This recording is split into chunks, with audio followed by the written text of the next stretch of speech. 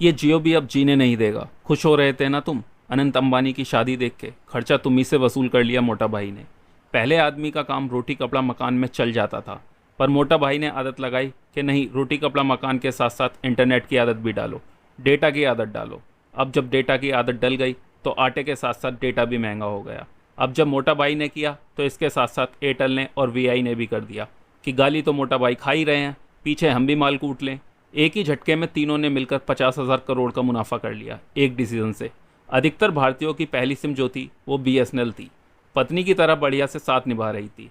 लेकिन भाई साहब, जब आया जियो, जब आया एयरटेल, एक गर्लफ्रेंड की तरह उसको छोड़कर तुम पहुंच गए उसके पास, और जब लात पड़ी तो वापस आपको पत्नी याद आ रही है।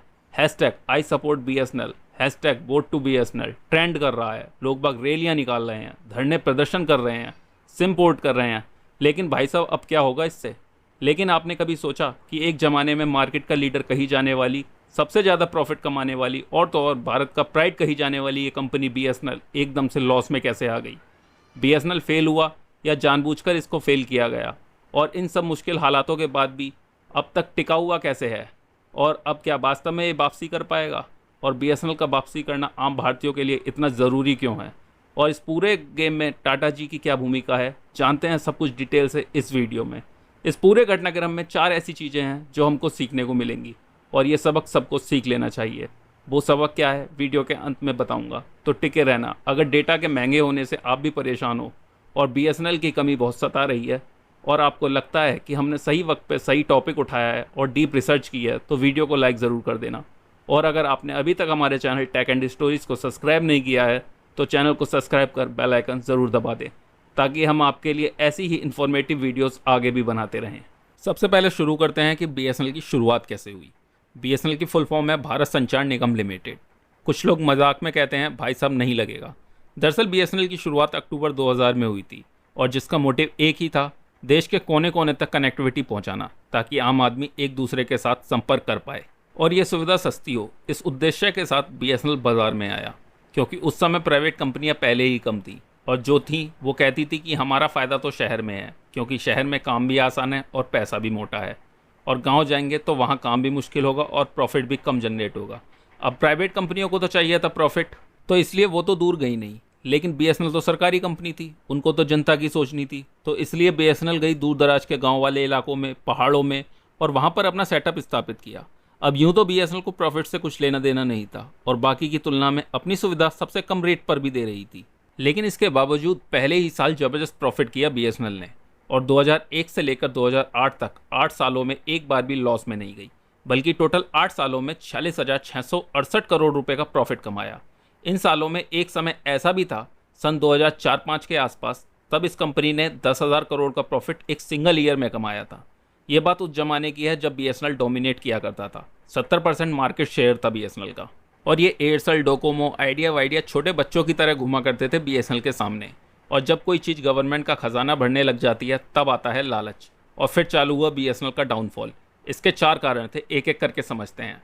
पहला कारण 2007 के आसपास हुआ। उस समय के जो टेलीकॉम मिनिस्टर थे दयानिधि मारन, उनसे सीबीआई ने पूछताछ की। बाहर किसी को कुछ नहीं पता था कि आखिर क्या हुआ है। फिर बाद में मीडिया में खबर निकल कर आई कि इन्होंने बीएसएनएल के बड़े बड़े अधिकारियों की मदद से 323 हाई स्पीड इंटरनेट कनेक्शन की लाइनें अपने घर पर डलवा रखी थी, जो कि सन टीवी नेटवर्क नाम के एक मीडिया चैनल को सप्लाई देती थी। और ये सन टीवी नेटवर्क नाम का मीडिया चैनल और किसी का नहीं, बल्कि खुद मिनिस्टर साहब का था। अब दोस्तों, आप ही मुझे बताओ कमेंट बॉक्स में कि सरकारी पैसे से, यानी बीएसएनएल के पैसे से, जब पूरा का पूरा प्राइवेट मीडिया चलाया जाएगा, वो भी बिल्कुल फ्री में, तो बीएसएनएल ही क्या, किसी भी कंपनी का डाउनफॉल निश्चित है। खैर, जब ये गड़बड़ी पकड़ में आई तो मिनिस्टर दयानिधि मारन ने किया रिज़ाइन। उस समय थी गठबंधन की सरकार। इधर इन्होंने रिज़ाइन किया तो इन्हीं की पार्टी के दूसरे व्यक्ति इनकी जगह पर आए, ए राजा। फिर वो बने टेलीकॉम मिनिस्टर। उस समय बीएसएनएल प्लान कर रहा था बाइब्रिक्स टेक्नोलॉजी लाने का, जिसमें बीएसएनएल की तरफ से स्पेक्ट्रम बांटे जाएंगे, और वो पूरे देश में जगह जगह जाएगा, जिससे वायरलेस डेटा ट्रांसफ़र होता और मस्त इंटरनेट मिलता। लेकिन उस 2G स्पेक्ट्रम में हो गया 2G घोटाला, जो उस समय के अखबारों की सुर्खियों में भी रहा था। आप लोगों में से बहुत से व्यूअर्स ने उस समय हुए इस 1,76,000 करोड़ के घोटाले के बारे में ज़रूर सुना या पढ़ा होगा, और बस उस घोटाले के बाद से बीएसएनएल के उल्टे दिन शुरू हो गए, और ऐसा लॉस लगा कि वो लॉस हर साल बढ़ता ही रहा, और आज तक प्रॉफिट की शक्ल बीएसएनएल नहीं देख पाया। हालांकि बाद में सुप्रीम कोर्ट ने ए राजा को बरी कर दिया। अब तक बीएसएनएल में 2 बड़ी कमी निकल चुकी थी। और सबकी नज़रों में भी आ चुकी थी। अब बीएसएनएल की और कमियों को पकड़ने के लिए सीबीआई वगैरह सब इन्वॉल्व हो गए बीएसएनएल की जांच करने के लिए। इसका नतीजा ये हुआ कि बड़े बड़े टेंडरों को तो छोड़ो, छोटे छोटे टेंडर थे उन पर भी निगरानी रखी जाने लगी। और ऐसा नहीं था कि ये फालतू की जांच थी। जांच की तो पता चला छोटे छोटे टेंडरों में भी कमियां हैं। पता चला कि ऐसी ऐसी कंपनियां टेंडर भर रही हैं जिनके कोई एड्रेस ही नहीं है, नाम ही नहीं है, शेल कंपनीज हैं। नोकिया जैसी कंपनी रिजेक्ट हो रही हैं और शेल कंपनी सिलेक्ट हो रही हैं। जहां भी इधर की तरफ गड़बड़ियां ही चल रही थी, वहीं दूसरी तरफ एयरटेल जैसी प्राइवेट कंपनियां खुद को एक्सपेंड करे जा रही थी, क्योंकि इनको कोई रोकने वाला था ही नहीं। प्राइवेट प्लेयर्स चलते रहे। इधर बीएसएनएल के हाथ पांव बांध दिए गए, क्योंकि बीएसएनएल कुछ नया ऑर्डर लेने जाता तो उसको बोला जाता कि इसकी जांच होगी, इसमें गड़बड़ी, ये रिजेक्ट। ऐसे ही एक और किस्सा हुआ उस समय प्लान हुआ कि 9,30,000 जीएसएम की लाइनें बिछाई जाएंगी। और ये इतना बड़ा प्रोजेक्ट था। उस समय इस प्रोजेक्ट की कीमत थी $10 बिलियन, यानी आज के भाव में देखा जाए तो 80,000 करोड़ का प्रोजेक्ट। अगर ये प्रोजेक्ट हो जाता तो विश्व के सबसे बड़े प्रोजेक्टों में से एक होता। लेकिन क्या करे, बीएसएनएल की किस्मत ही खराब थी, उसमें भी गड़बड़ी निकली। उसमें गड़बड़ी पाए जाने पर सरकार भी अब परेशान हो गई थी। सरकार ने कहा कि बीएसएनएल के नाम पर जो भी प्रोजेक्ट निकलता है, हर प्रोजेक्ट में गड़बड़ी निकलती है और फिर जांच करनी पड़ती है, उसमें अलग समय और पैसा बर्बाद होता है, इसलिए प्रोजेक्ट ही बंद करो। सरकार की तरफ से ऐसा आदेश सुनकर बीएसएनएल ने उसके बाद कोई नए इक्विपमेंट नहीं खरीदे, नेटवर्क स्ट्रॉन्ग करने के लिए कोई नए टावर लगाए ही नहीं, बस जो चल रहा था उसे चलने दिया। और इस तरह बीएसएनएल के हाथ बांधकर उसे बैठा दिया गया साइड में। और दूसरी तरफ आइडिया, वोडा, एयरटेल जैसे प्राइवेट प्लेयर्स अपने मनमाने तरीके से आगे बढ़ते रहे। ये था सबसे प्रमुख कारण जिसकी वजह से बीएसएनएल की ग्रोथ एकदम से रुक गई। दूसरी, बीएसएनएल की सबसे बड़ी गलती उनके स्टाफ का रूड बिहेवियर था, क्योंकि बीएसएनएल एक सरकारी कंपनी थी, जिसकी वजह से बीएसएनएल के स्टाफ में काफ़ी घमंड था। और सर्विस की बात करें तो बीएसएनएल की सर्विस इतनी ज़्यादा बेकार थी, जिस किसी ने भी उस समय बीएसएनएल का ब्रॉडबैंड लगवाया उसे कभी अच्छी सर्विस मिली ही नहीं। ज़्यादातर टाइम इनकी सर्विस ख़राब या बंद ही मिलती थी, और कंप्लेंट देने के बाद भी उस पर कोई कार्रवाई नहीं की जाती थी। इसलिए जनता कोई अदर ऑप्शन ढूंढ रही थी, और जैसे ही उन्हें ऑप्शन मिला, ऑलमोस्ट सभी ने बीएसएनएल से किनारा कर लिया। बीएसएनएल के डूबने का तीसरा सबसे बड़ा कारण जियो की एंट्री रही। जियो ने आकर टेलीकॉम सेक्टर में तहलका मचा दिया। आते ही जियो ने फ्री इंटरनेट देकर सब लोगों को अपनी तरफ खींच लिया। और इतना ही नहीं, जियो ने सबको 4G इंटरनेट की सुविधा देकर वह भी फ्री में सबका दिल जीत लिया। और फिर क्या था, ऑलमोस्ट पीपल चले गए जियो के पास। जियो ने तो आते ही उस समय इस कदर तबाही मचाई थी कि बीएसएनएल की तो बात ही छोड़ो, बहुत सी कंपनियां तो बंद ही हो गई, जैसे कि Aircel, Tata Docomo, Telenor. Idea और वोडाफोन ने समय रहते हाथ मिला लिया, वरना आज हमें ये भी देखने को नहीं मिलती। और चौथा जो कारण था वो था बीएसएनएल का आरपू। आरपू का मतलब होता है एवरेज रेवेन्यू पर यूज़र, मतलब एक यूज़र से आप कितना कमाते हो। शहर में अगर आप काम करोगे तो डेफिनेटली आरपू आपका ज़्यादा निकल कर आएगा। इसका कारण है आबादी। शहर की आबादी गांव और दूर दराज के क्षेत्रों की आबादी से ज़्यादा होती है, मतलब जितने ज़्यादा यूज़र उतनी ज़्यादा इनकम। और बीएसएनएल शहर की अपेक्षा गांव वाले क्षेत्रों में ज़्यादा काम करता था, और सरकारी कंपनी है इसलिए बीएसएनएल को अपना रेट भी और कंपनियों के मुकाबले कम रखना पड़ता था, इसलिए बीएसएनएल का आरपू कम था। प्लस इनके खर्चे मोटे मोटे थे। आपको पता है एक टाइम में बीएसएनएल में 1,70,000 एम्प्लॉय काम करते थे, और सबकी मोटी मोटी सैलरी थी, तो इधर इनकम कम होती थी और खर्चे बड़े बड़े होते थे। तो ये भी बीएसएनएल का एक प्रमुख कारण था लॉस में जाने का। तो दोस्तों, अब आप समझ गए होंगे कि बीएसएनएल क्यों टूटा। आइए अब समझते हैं बीएसएनएल को क्यों टूटना नहीं चाहिए। बीएसएनएल आम जनता के लिए ज़रूरी क्यों है। दोस्तों, जैसा कि आप सभी जानते हैं, मार्केट में ले देकर टेलीकॉम सेक्टर में सिर्फ 3 कंपनियां बची हैं। पहले नंबर पर जियो, जिसके पास मार्केट के 40% शेयर हैं। उसके बाद दूसरे नंबर पर एयरटेल है, उसके पास 33% शेयर हैं। तीसरे नंबर पर आती है वीआई, जिसके पास 15% शेयर हैं। ये 3 कंपनियां मिलकर 90% बाजार लेकर बैठी हैं। ये तीनों मिलकर जो कमरे में डिसाइड कर लें वही रेट है। तो इनके रेटों को कंट्रोल करने के लिए मार्केट में एक कंपटीटर के रूप में किसी और का होना भी ज़रूरी है, ताकि इन प्राइवेट सेक्टर की कंपनियों की मनमानियों को कंट्रोल किया जा सके। और ऐसा सिर्फ बीएसएनएल ही कर सकती है, क्योंकि मार्केट में फ़िलहाल में कोई और दूसरा ऑप्शन मौजूद नहीं है सिवाय इन 3 कंपनियों के। अगर बीएसएनएल भी 4G और 5G जैसी सुविधाएं देने लगेगी और अपनी सर्विस अच्छी कर लेगी, और जैसा कि आप जानते हैं कि सरकारी कंपनी तो है ही, तो बीएसएनएल रेट भी अपने जायज़ ही रखेगी। तो जैसे ही ये कंपनियां रेट बढ़ाएंगी तो तुरंत यूज़र बीएसएनएल की तरफ चले जाएंगे, और अपने यूज़रों को टूटता देखकर इन कंपनियों को ना चाहते हुए भी अपने रेट कम करने पड़ेंगे। लेकिन अभी के टाइम में इन कंपनियों को किसी का डर नहीं है, क्योंकि इनके सिवा अभी के टाइम में यूज़र के पास कोई अदर ऑप्शन मौजूद नहीं है। इसलिए इन तीनों कंपनियों को किसी का डर भी नहीं है। इसलिए बीएसएनएल का रहना बहुत ज़रूरी है। बीएसएनएल बंद नहीं होना चाहिए।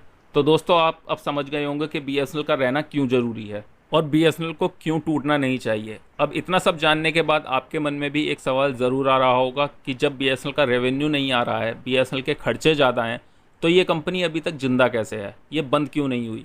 तो मैं आपको बता दूं दोस्तों, इसके भी दो कारण हैं। पहला कारण ये है कि बीएसएनएल ने ऐसे ऐसे गाँव में, ऐसे ऐसे पहाड़ों में, ऐसे ऐसे दूर दराज के क्षेत्रों में कनेक्शन लगा रखा है जहां अभी तक ना तो जियो पहुंची है, ना एयरटेल और ना वीआई। यहां तक कि आने वाले 5 से 10 सालों में भी इन प्राइवेट प्लेयर्स का वहां तक पहुंचने का कोई प्लान नहीं है, क्योंकि इन प्राइवेट प्लेयर्स को सिर्फ मुनाफा चाहिए, जो कि वहां जाकर इन्हें नहीं मिलेगा या बहुत कम मिलेगा। इसलिए प्राइवेट प्लेयर्स शहरों को ज़्यादा टारगेट करते हैं। लेकिन बीएसएनएल सरकारी कंपनी होने की वजह से वहाँ पहुँच गया था, इसलिए वहाँ के लोगों के पास कोई और ऑप्शन नहीं है सिवाय बीएसएनएल के। इसलिए वहाँ के लोगों की सिम तो कभी बंद नहीं होगी बीएसएनएल की। पहला कारण तो ये था बीएसएनएल के खड़े रहने का। दूसरा कारण है बीएसएनएल का एक सरकारी कंपनी होना। इस कंपनी को सरकार की तरफ से फंड मिलते रहते हैं और बीएसएनएल के एम्प्लॉयज़ की सैलरी सरकार की तरफ से मिलती ही रहती है, तो इस तरह सरकार की बैसाखी से इनका काम चलता रहता है। दूसरा ये सबसे बड़ा कारण है बीएसएनएल के अभी तक जिंदा रहने का। अब सबसे बड़ा सवाल जिसका सभी लोग इंतजार कर रहे हैं कि बीएसएनएल बाउंस बैक करेगा या नहीं करेगा, वापस आएगा या नहीं आएगा, तो इसका जवाब है हाँ, ये वापस आ सकता है। और इसके भी 4 कारण हैं जिसकी वजह से हमें लगता है कि बीएसएनएल बाउंस बैक करेगा।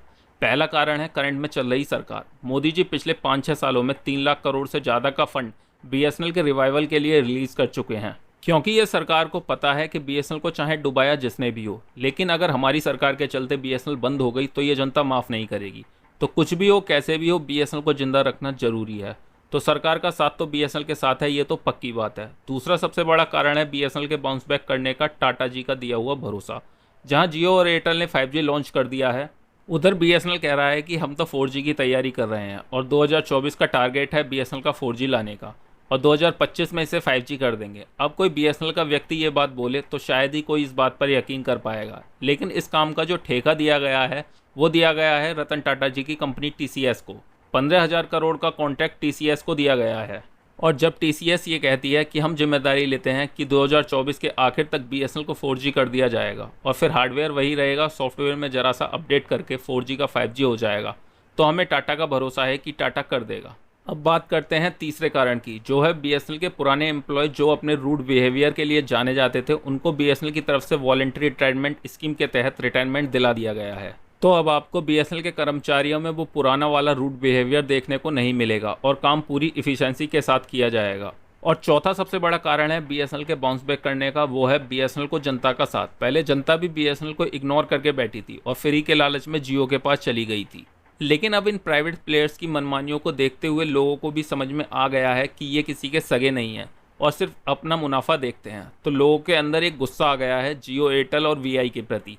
और पहले लोग जैसे बीएसएनएल का ऑप्शन ढूंढ रहे थे कि बीएसएनएल से दुखी हैं, कोई और मिले तो जाएं, अब इनका ऑप्शन ढूंढ रहे हैं।